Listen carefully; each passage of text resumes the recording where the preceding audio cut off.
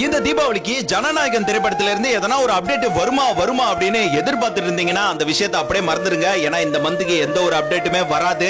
ஏன்னா first சிங்கிளை release பண்ணோம் அப்படின்னா கூட நேத்து தான் அனிருத்தோட பர்த்டே முடிஞ்சுச்சு. அப்பவே ஒரு போஸ்டர் ரிலீஸ் பண்ணி ப்ரோமோ சாங் விட்டுருக்கலாம். பட் அதை அவங்க பண்ணல. காரணம் என்னன்றது எல்லாருக்குமே தெரியும். கரூர் இஷ்யூ தான். சோ 100% சொல்றேன், தீபாவளிக்கு ஜனநாயகன் சம்பந்தமா எந்த ஒரு அப்டேட்டும் வராது. பட் இதுக்காக ஃபீல்லாம் பண்ணாதீங்க. அப்படி பார்த்தா இந்த ஜனநாயகன் திரைப்படமே இந்த அக்டோபர் மந்த்ல ரிலீஸ் ஆகிருக்க வேண்டிய ஒரு படம் தான். சோ நவம்பர் மந்த்ல இருந்து ஜனநாயகன் மந்த் வரைக்கும் ஜனநாயகன் படத்தை பத்தி மட்டும் தான் எல்லாருமே பேசுவாங்க. காரணம் என்னன்னா, கடைசி படம் தியேட்டரிக்கல் ரைட்ஸ் விற்பனை எவ்வளவு பேர் இருக்குது, அரசியல் பேசும் படமா, கேமியோ விஷயங்கள்லாம் எப்படி இருக்கு அப்படின்னு பொங்கல் விருந்துக்கு ஜனநாயகன் திரைப்படம் தயாராயிடுச்சுங்க. அதோட இந்த ஆடியோ லான்ச் வந்து மலேசியால நடக்கிறது வந்து கொஞ்சம் டவுட் தாங்க. மேபி இங்க சென்னையில நடக்கிறதுக்கான வாய்ப்பு தான் அதிகமா இருக்கு. சோ இப்ப அதிகமா நம்ம ஜனநாயகன் படத்தை பத்தி பேச வேணாம். பட் தீபாவளிக்கு நம்ம அந்நிய நம்பி சேனல் சார்பாக ஜனநாயகன் படத்துல இருந்து ஒரே ஒரு அப்டேட் மட்டும் தரோம். ஜனநாயகன் திரைப்படத்துல கிளைமேக்ஸ்ல வரக்கூடிய நெல்சன், அட்லி, லோகேஷ் இவங்க 3 பேருமே எந்த கேரக்டர்ல வராங்கன்னா ரிப்போர்ட்டர்ஸா வராங்க. சோ இதுவே போதுமான அப்டேட். இதுக்கு மேல நம்ம வேற எதுவுமே ஸ்பாயில் பண்ண கூடாது. சோ இந்த தீபாவளிக்கு அடுத்த ஜெனரேஷன் ஹீரோக்களோட படங்களை பார்த்து கொண்டாடுங்க. பொங்கலுக்கு மாஸ் பண்ணலாம்.